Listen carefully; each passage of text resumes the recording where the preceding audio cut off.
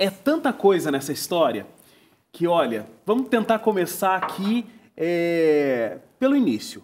Arnaldo é professor de física, como eu disse, doutor nessa área, leciona na graduação e na pós-graduação do ITA já há 36 anos?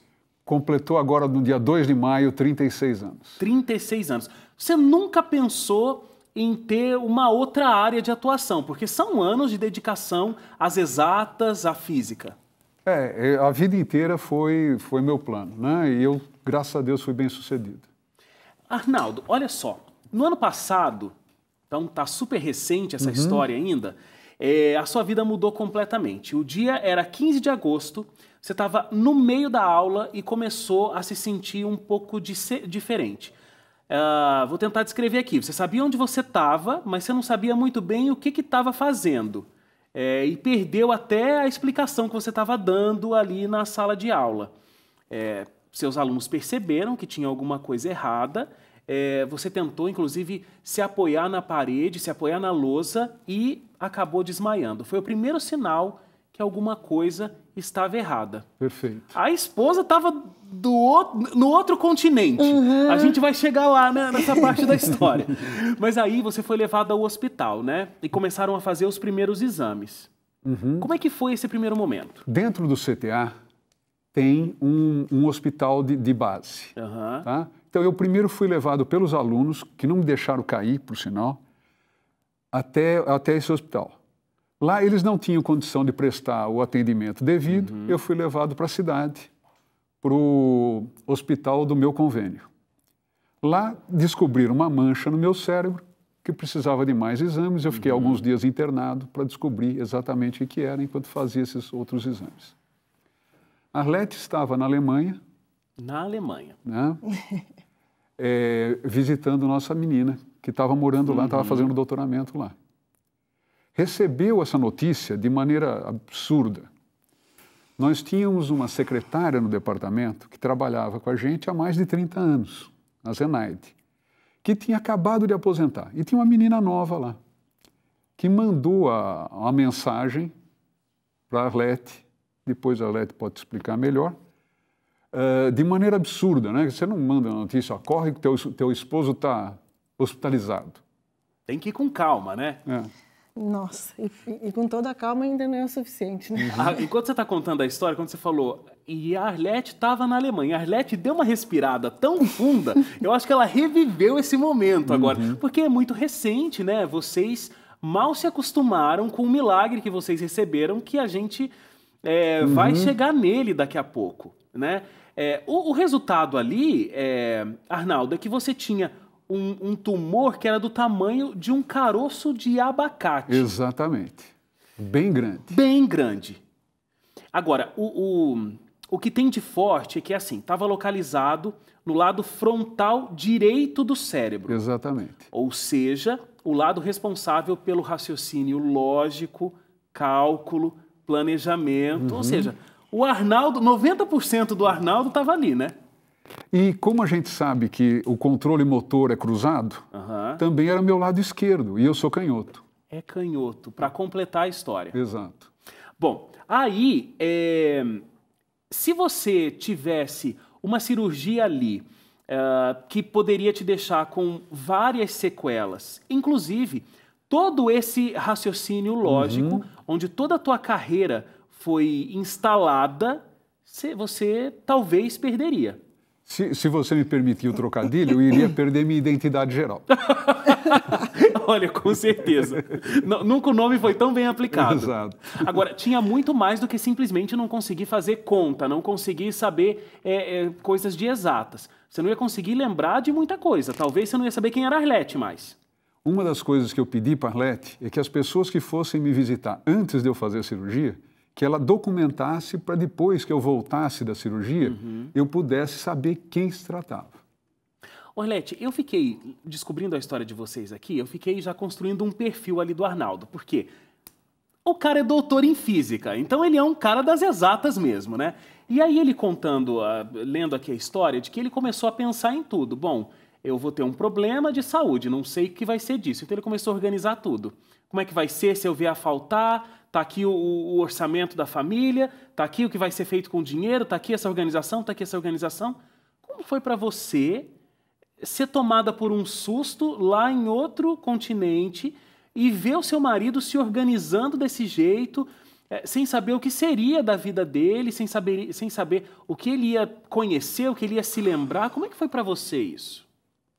Bem, o Arnaldo sempre foi, e todos que estão ao nosso redor sabem, uma pessoa muito especial. Ele é a pessoa mais importante que eu possa considerar como uma figura masculina na minha vida. E é muito difícil nós conversarmos a respeito disso sem nos emocionarmos, porque ele foi sempre um provedor. Na família dele, ele perdeu a mãe, o pai, a irmã. Então, eu me lembro até de um detalhe que você dizia assim, o dinheiro que temos guardado é para vocês, para as filhas, caso nós adoecêssemos. E tudo mudou. Então, quando ele disse, não, mas eu vou utilizar esse dinheiro, eu falei, vai todo, e qualquer especialista que pudermos procurar será indicado para você. Uhum. E como eu estava na Alemanha acompanhando a minha filha, que estava fazendo doutoramento, eu fiquei assustada e percebi e percebo hoje a presença de Deus em nossas vidas e tenho certeza que Ele nos guiou, porque ele tinha ido a um congresso e, né, óbvio que podia ter caído lá, né, ter convulsionado nesse momento. Ele podia ter convulsionado sozinho dentro de casa e eu imaginei essa cena e isso, graças a Deus, não aconteceu. E ele foi cair no lugar que ele mais ama, que ele tem pessoas que o amam muito lá. E foi, assim, excepcionalmente bom e confortável nesse sentido. Mas tem Ninguém quer ter um problema desses, claro. Mas depois que eu tive problema, eu só tive bênçãos. Eu não posso reclamar. Eu fui muito abençoado a partir daquele instante na minha recuperação e na maneira como a gente foi se arrumando. Bom, como o tumor era tão grande assim, né, o caroço de um abacate, então a gente até imagina que, e vocês também pensaram nisso, né, que vocês poderiam fazer um tratamento para que isso pudesse ser diminuído e a cirurgia ser um pouco mais tranquila, mas isso não foi possível. Teve que fazer a cirurgia imediatamente. Porque se você não sabe qual é o tipo do tumor, você não pode fazer uma quimioterapia. Então, teria que fazer teria que invadir o cérebro de alguma forma. Ok. Certo? Então, já que ia invadir, era melhor fazer o serviço completo, vamos dizer assim. Arlete, mas eu até tinha te perguntado nesse momento onde ele estava se organizando, porque não sabia como seria essa cirurgia, não sabia se voltava, não sabia como voltaria. Me conta, como é que ficou o teu coração nesse momento, vendo ele organizando tudo? É muito difícil. Normalmente, nós somos muito mais emoção do que razão. Os dois ou você? Mas eu sou mais emoção do que razão. Até a camiseta aqui diz articulação que você criou, porque é ação e emoção trabalhando juntos em prol das nossas filhas e de outras pessoas que estão ao nosso redor. Então, eu imaginava que eu não ia dar conta.